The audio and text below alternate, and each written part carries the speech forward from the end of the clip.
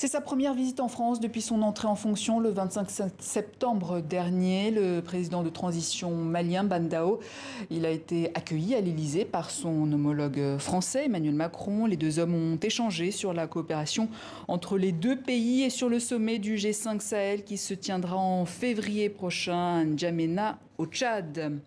Ousmane Diaye, bonsoir, rédacteur en chef Afrique sur TV5 Monde. Ce sommet du G5 Sahel qui se prépare, c'est un enjeu de taille, évidemment, pour les deux pays. Plus que pour les deux pays, pour tout le Sahel, parce que là, on est dans une période assez étrange. On est dans une période de brouillard stratégique où, entre les deux grands sommets, le dernier grand repère de l'opération française au Sahel, c'est le sommet de Pau, le sommet du G5 de Pau qui avait conclu à une sorte de faut renforcer les effectifs. La France avait renforcé ses effectifs. Il faudrait que l'Europe s'engage, donc la force Takuba. Et là, à quelques jours du sommet de N'Djamena, la France a totalement rétropédalé du point de vue stratégique. Aujourd'hui, les questions, non plus, comme il y a un an, de renforcer les troupes françaises, mais de mettre en place un programme de retrait. Et puis sur une question majeure, qui est la question de faut-il négocier ou pas avec les groupes djihadistes, la France, précisément, et le Mali sont sur des positions totalement contradictoires. Cette contradiction a été affichée au grand jour lors de la visite du ministre français des Affaires étrangères,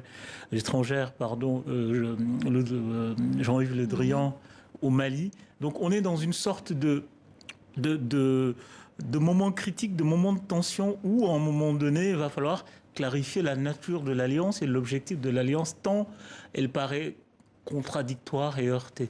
Et pourtant, on a appris hier que les armées maliennes et françaises ont éliminé une centaine de djihadistes lors d'une opération d'envergure menée conjointement ce mois-ci dans le centre du Mali. Ça veut dire que le ton est donné ou pas Enfin, comme par hasard, entre guillemets, à chaque fois qu'on est à la veille de grandes rencontres diplomatiques ou d'une visite importante, comme par hasard, il y a des opérations qui éliminent des djihadistes. Donc, je pense que ça ne change pas grand-chose, fondamentalement, sur l'impasse stratégique. C'est pas parce que la veille, enfin ces derniers jours, les opérations ont été accentuées que les problèmes de fond changent. Les problèmes de fond demeurent. C'est quelle est la politique française au Sahel du point de vue militaire? Quand est-ce que et comment on va prendre en charge le problème qui jusqu'ici n'est pas pris en charge par le G5 Sahel et qui, à mon avis, reste le problème le plus important, c'est-à-dire c'est cette sorte à la fois de péril écologique et de péril humain sur le Sahel, c'est-à-dire la pauvreté.